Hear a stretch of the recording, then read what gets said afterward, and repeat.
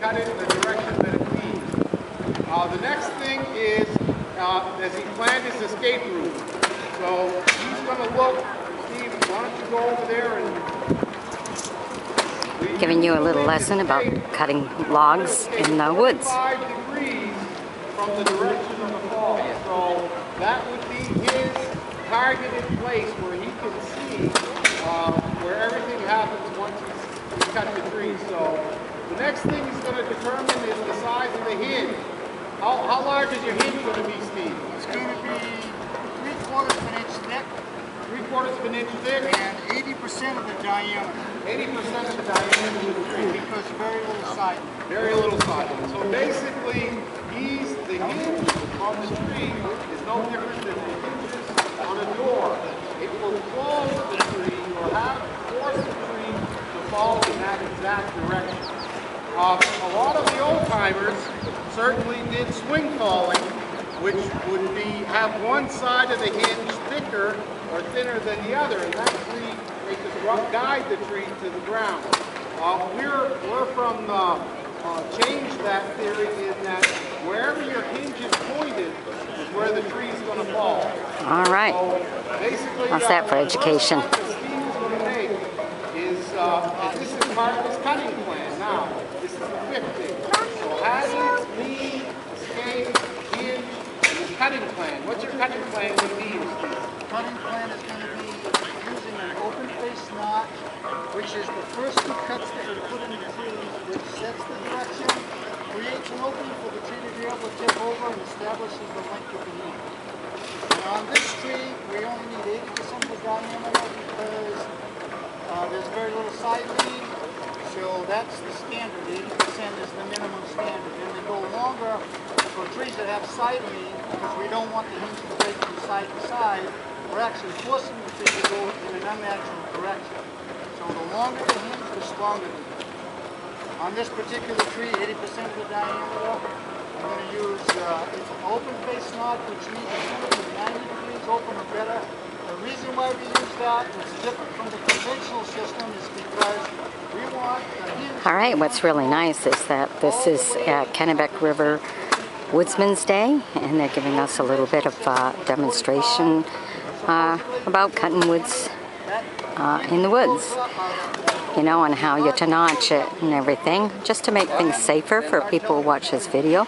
It's more like a how-to video, so if you got some trees and stuff you need to cut on your property and you don't want to be hitting the power lines or anything like that, this is a good demonstration that'll help you on that if you need to do it yourself.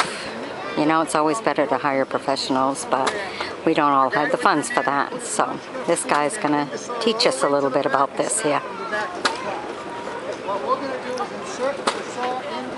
All right.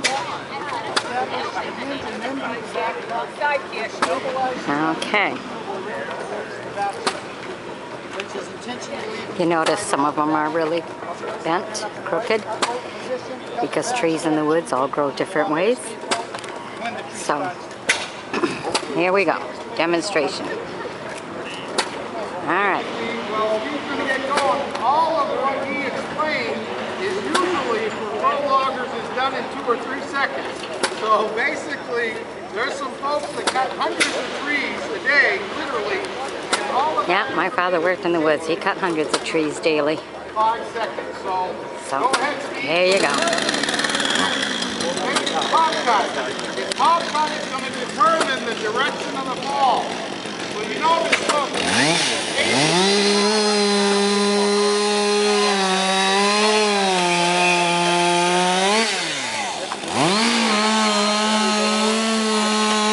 To show the direction of his fall.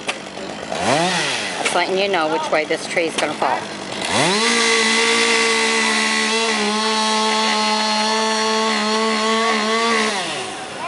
Oh, now he went right straight in the center.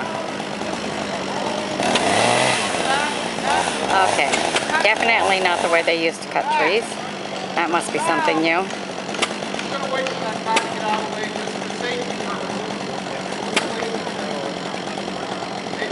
Out of the way. There we go. Okay, you're all right. All right, there's a car. I thought they could park beside there. do that. I gotta use safety.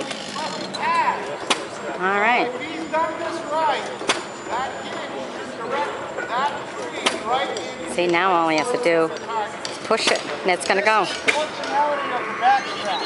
I've intentionally left probably about an inch of wood, solid wood back here. If this tree had any kind of lean one way or another, the ideal time to put the wedge in is now. And then when you cut the backstrap, that will set on the wedge and you don't lose any kind of lean up above. So now I'm ready to release the tree. It's going to go and I'm going back on my safe haven back there. All right. Tree's gonna go, and he's gonna go to a safe haven on the other side.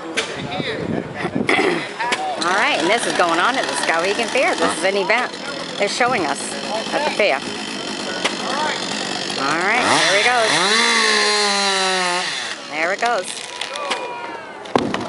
There you go. That's simple. Hit the target. You're right. All right, that's all there is to it. All right. Great. All right. Be sure to sub me. Join me as a friend. We'll show you some more. Bye-bye.